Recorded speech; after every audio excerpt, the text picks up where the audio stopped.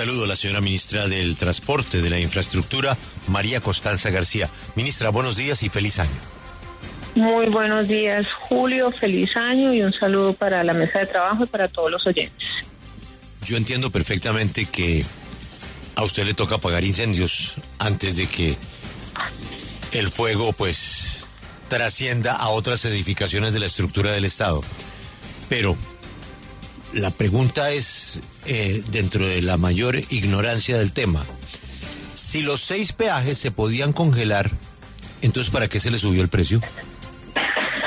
A ver, Julio, entonces empecemos por decir estos incrementos contractuales que fueron de 8 peajes, de 6 concesiones, son incrementos contractuales que vienen pactados en resoluciones desde las estructuraciones de los proyectos. Debo decir, estos proyectos, recuerden ustedes, fueron estructurados principalmente en el año 2014, 2015, es lo que todos conocemos como los proyectos de la cuarta generación de concesiones, y todos pues tenían resoluciones en algunos casos del 2014, el 2015, 2021.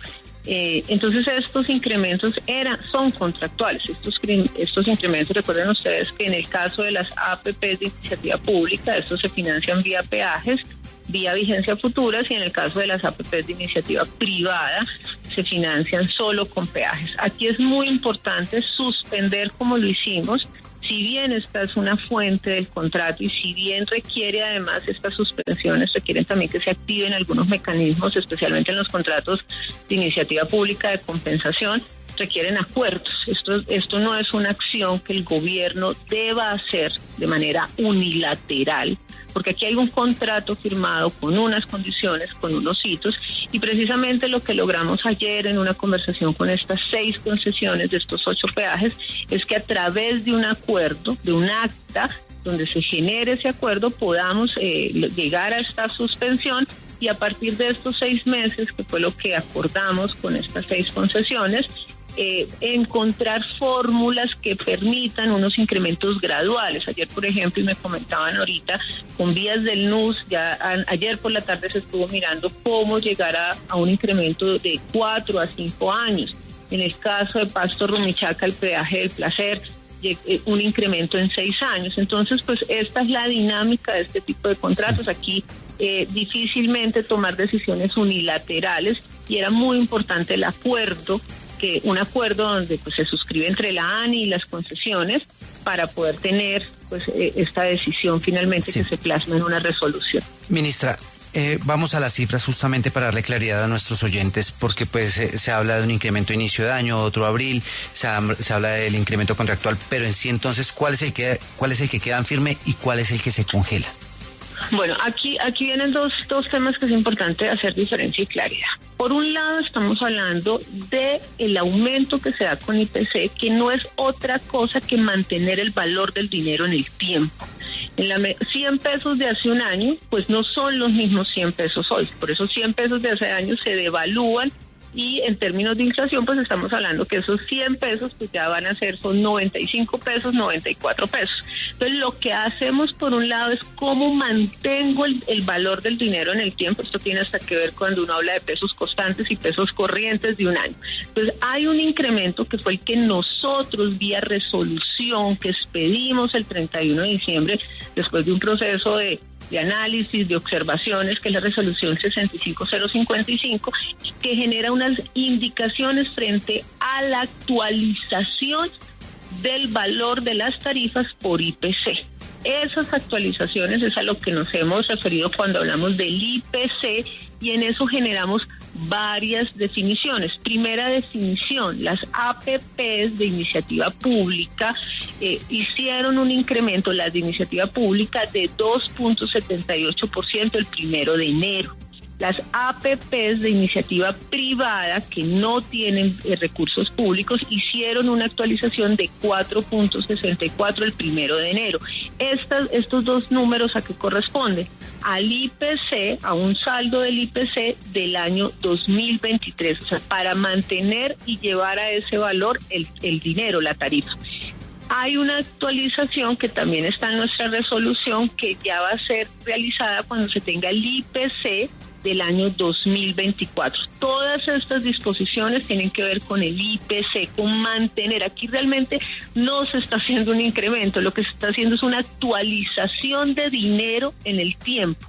Y por el otro lado estuvieron los incrementos contractuales. Cuando hemos hablado de los incrementos contractuales nos referimos a esos aumentos, esos sí son incrementos. Entonces un peaje que costaba 100 pesos, le voy a incrementar el valor en 30%, en 40%, en 50%. ¿Por qué?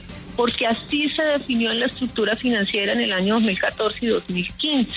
¿Para qué? Para pagar las obras que es el alcance de estos contratos. Ahora, muy importante, estos recursos o estos incrementos que quedan pactados y quedan asociados a hitos, en algunos casos cuando termine la unidad funcional, en otros casos cuando vaya un 50% de la ejecución, en otros casos cuando ya haya terminado la fase de construcción y pase a operación y mantenimiento. Esta suspensión aplica a estas tarifas contractuales, que en total son 22 peajes en 12 concesiones. Hubo 6 concesiones de 14 peajes que no subieron, que consideraron que las condiciones no estaban aptas para subir, caso aquí de la vía Bogotá-Villavicencio, caso de un peaje en Pacífico 2, un peaje en Pacífico 3, un peaje en la concesión Magdalena 2, pero hubo otras 6 concesiones en estos 8 peajes que hicieron el incremento y que fue pues finalmente con las que ayer logramos un acuerdo para que firmáramos estas actas de suspensión de común acuerdo y ya poder expedir una resolución por los próximos 6 meses. Ministra, y esto se da en el marco de una supuesta, un anuncio que había hecho los camioneros relacionado con paro, de bloqueo, bueno, en fin, que se repitiera la historia. ¿En qué quedó eso?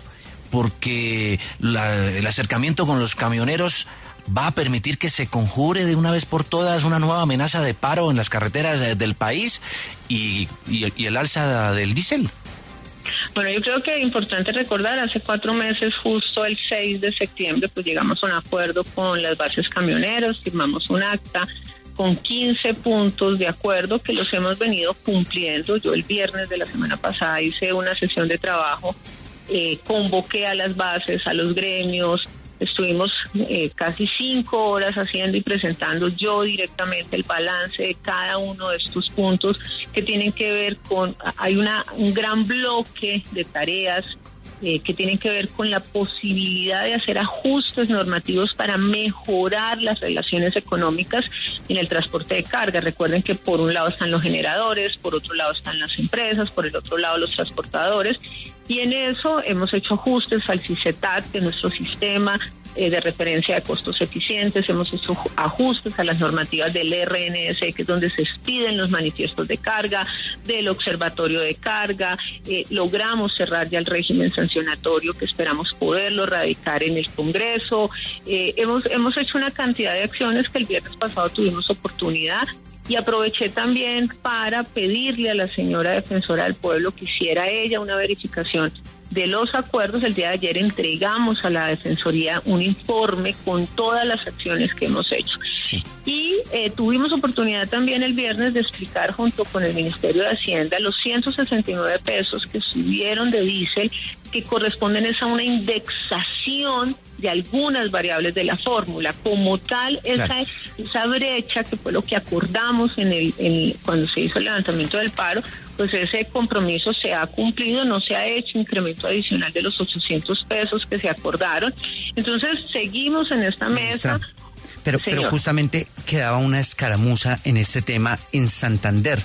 Allí los líderes camioneros han dicho, es posible que nosotros sí nos vayamos a paro. Usted ayer envió a su viceministro de Transporte a esa zona del país.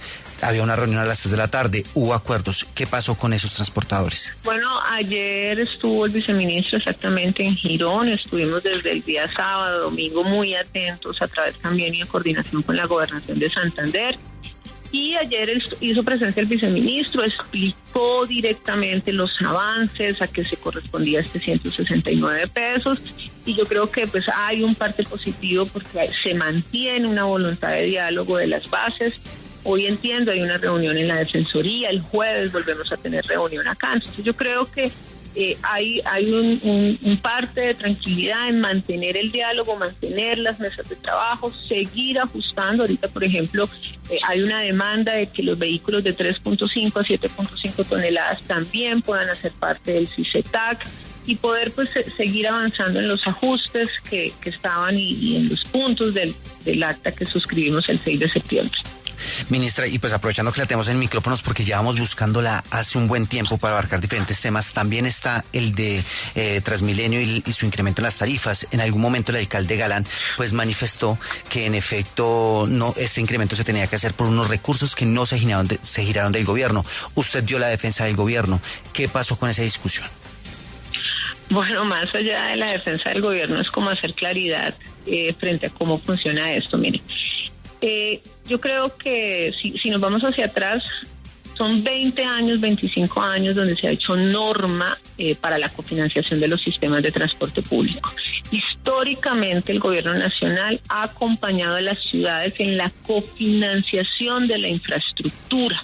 Y hay una serie de componentes elegibles que hacen parte de la cofinanciación. Recuerden ustedes, hace años en las normas se decía los sistemas deben ser autosostenibles. ¿Qué significa eso?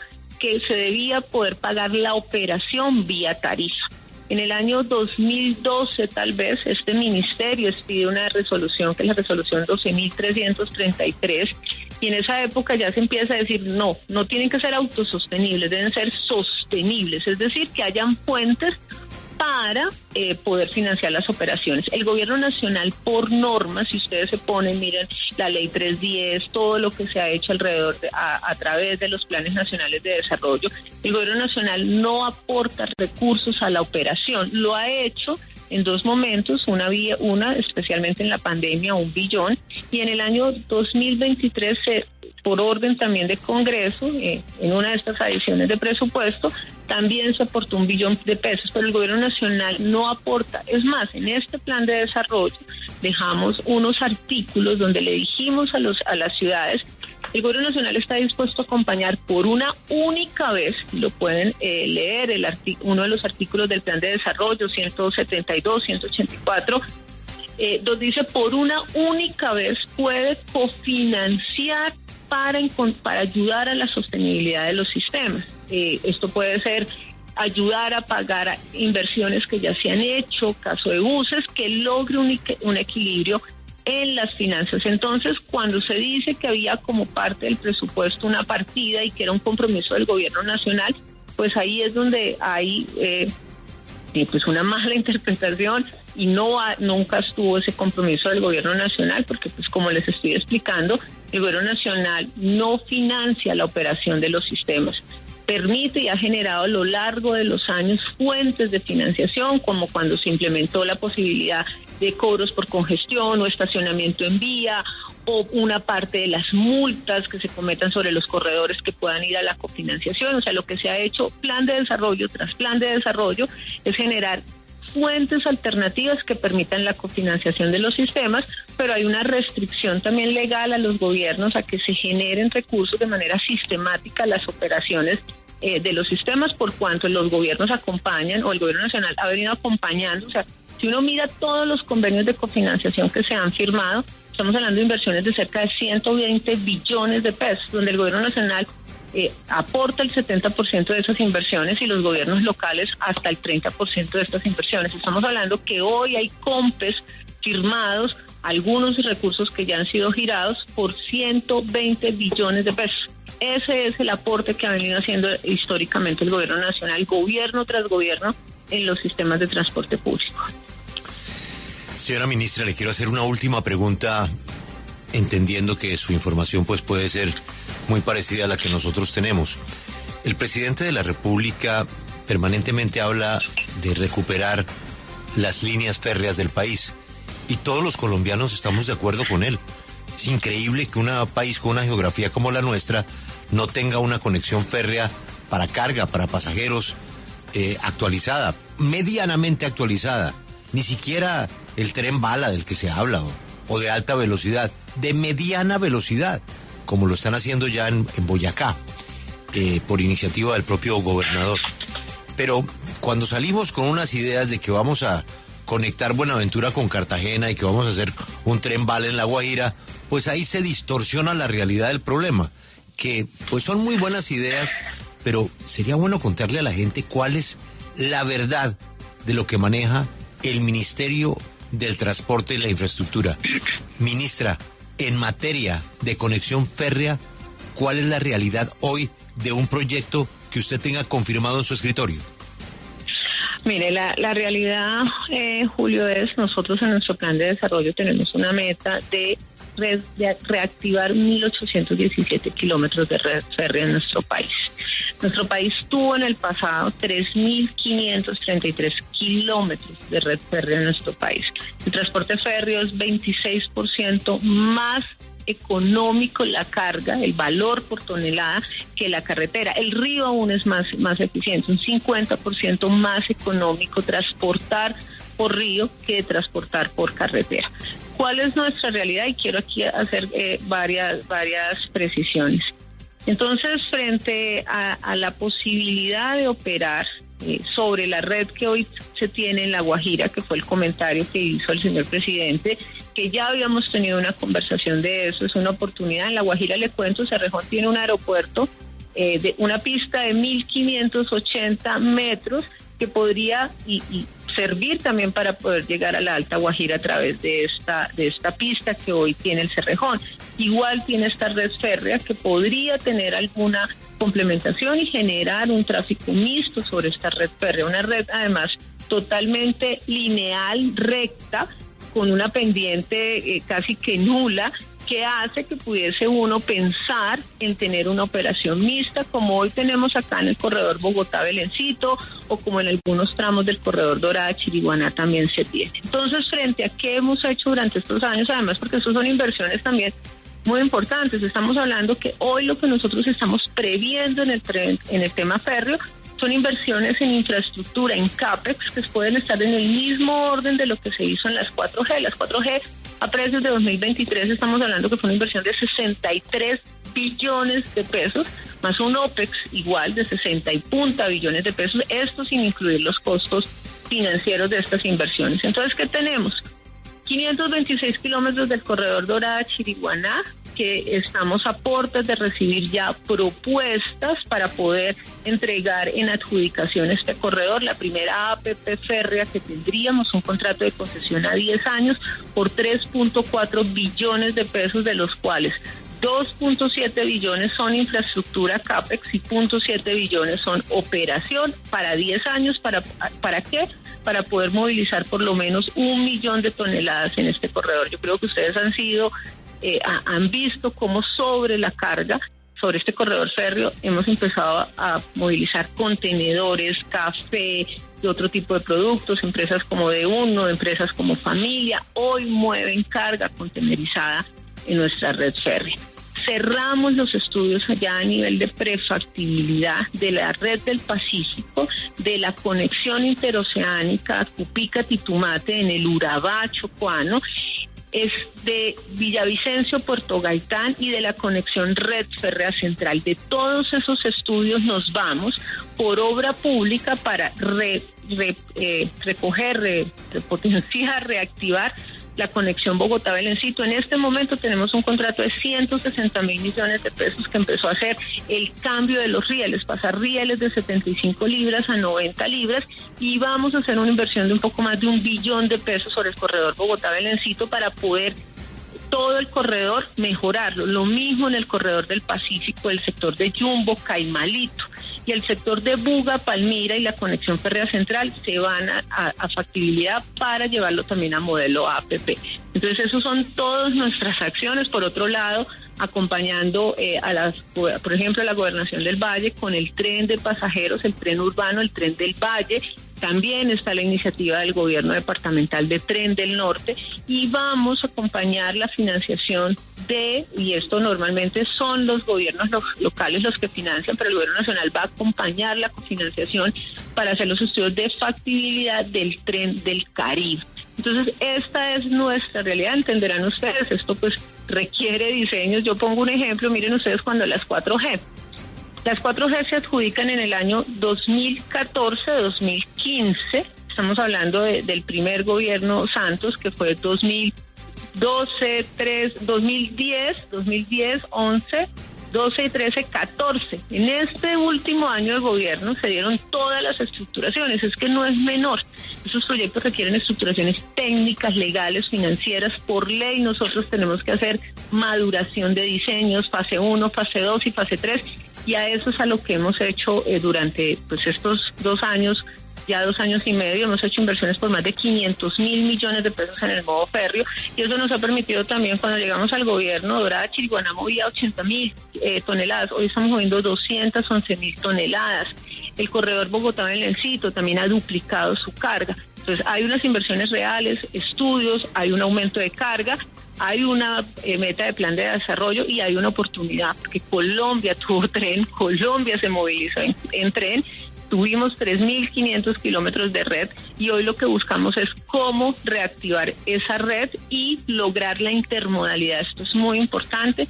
Esta red que le acabo de comentar tiene un potencial para movilizar 40 millones de toneladas, que esto es como esta fase inicial, y esperamos, obviamente, esto es un desarrollo de décadas, que a partir de esta red estructurante se puedan seguir uniendo tramos de red férrea en nuestro país. Pues cómo será, ministra, que los ferrocarriles de Antioquia tenían reloj marca Ferrocarriles de Antioquia. Ministra María Constanza García, ha sido usted muy amable. Gracias por su tiempo en esta explicación.